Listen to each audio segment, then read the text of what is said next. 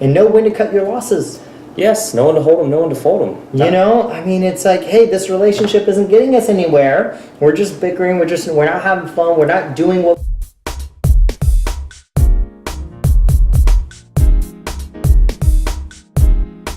And I'm glad you brought that up, because Gary Vee mentions this a lot with regards to just human psychology and everything, which first principle is we ultimately don't know what's going on with the other person. True. It could be they're not interested. It could be their phone broke. It could be something we said. It could be they found another business.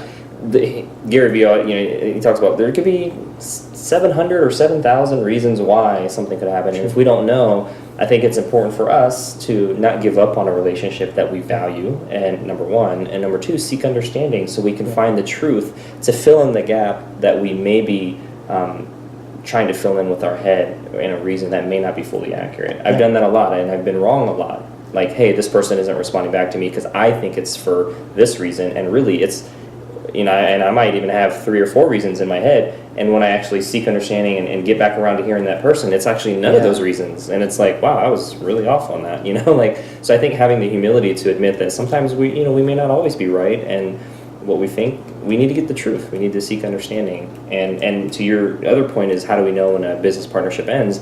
I think it comes down to when the value exchange lessens, and we feel that maybe somebody else can offer that, or it's time for us to execute and just really run with the ball and not, pass the ball back and forth as much maybe with that person.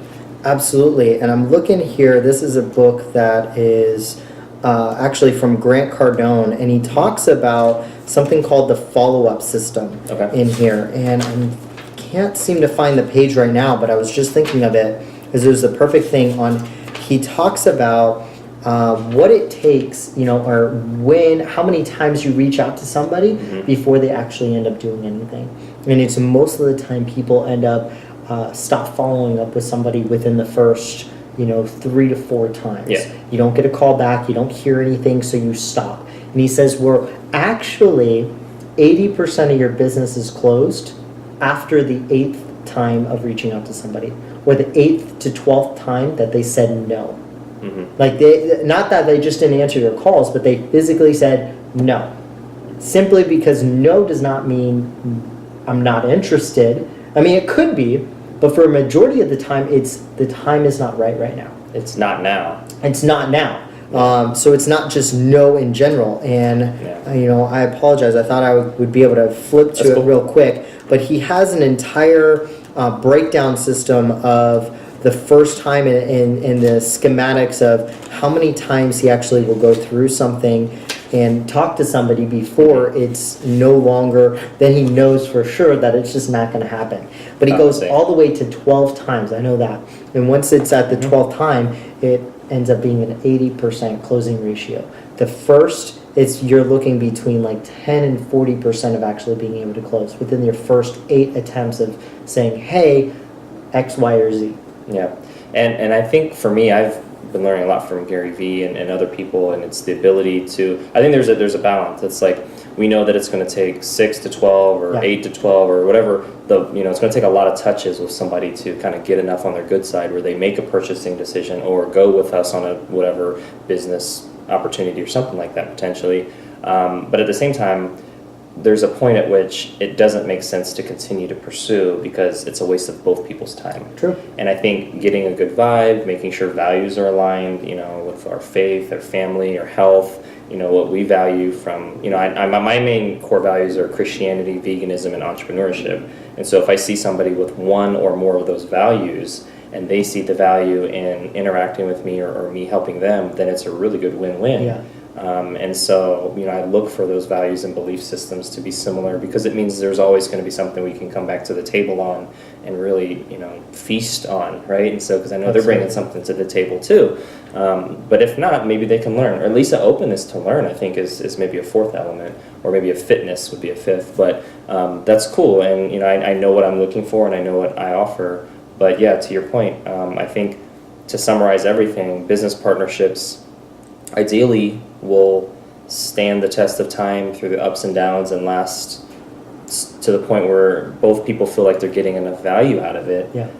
But if they end, hopefully it's on good terms, and hopefully we're doing enough of the maybe formal stuff on the beginning, especially as there's money coming in. Yeah. And when I say money coming in, like more than the bills, like when all the business bills are being paid for and maybe ad expenses, and it's profit at that point, then certainly probably before that, some type of like business contract should have been formalized, either an email or on a Word document or something that's signed, stamped, and by a lawyer, a business lawyer, something, so that there's a buyout opportunity.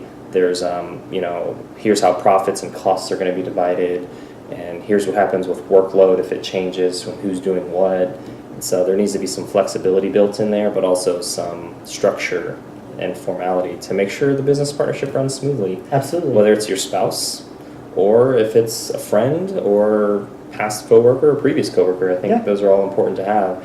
Adding structure and formality is good because it makes things more clear and expectations more aligned. Yeah, and know when to cut your losses. Yes, know when to hold them, know when to fold them. You know, I mean, it's like, hey, this relationship isn't getting us anywhere. We're just bickering. We're not having fun. We're not doing what we set out to do. So it's time to move forward. Yeah. You know, and I want no ill feelings. I want to, and being able to have that open line of communication, whether that is a relationship or it's a business partnership. It's the same thing. Yeah. Relationships are in the business world and they're on the personal world. So that's why they're always able to be blended, and that's why it's so hard to be able to separate yourself from those things, because you start generating those things. But if you're in an abusive relationship, you got to ask yourself, is that worth it? Yeah. If we're not helping each other, we're just hurting each other, why stay? Yeah. Yeah, and some people are like, well, I think my sister oftentimes is like, stop treating our relationship like a business. I've gotten that in the past, not so much now, but actually every romantic relationship is very much so like a business, because a relationship builds up to an engagement builds up to a marriage, and a marriage you have to have a license from the state. True. In order to get married. So there's something that says, hey, the state's like, hey, you got to have something formal, an actual license, and the only time you really ever need a license is to have a business license for something. County, state, LLC, corporation. So as much as people maybe don't like the formality or the structure or the process or systematizing of relationships, they are very, very similar. Not the same. They are very, very similar, and I think it's those similarities and nuances that are important to talk about, and especially if spouses are going in business with one another, like they're both realtors, or they're both financial advisors, or they're both health enthusiasts, or whatever it is that they're doing. I think it's important for communication to be a part of all of that. And so, other than that, that concludes today's video. Thank you so much for watching.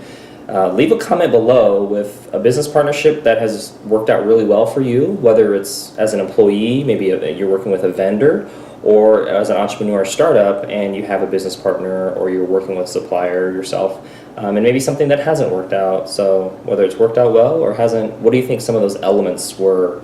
And make sure to leave that comment below. Hit the like button if you got some value out of today's video. Hit subscribe for future video updates, and we'll see you in the next video.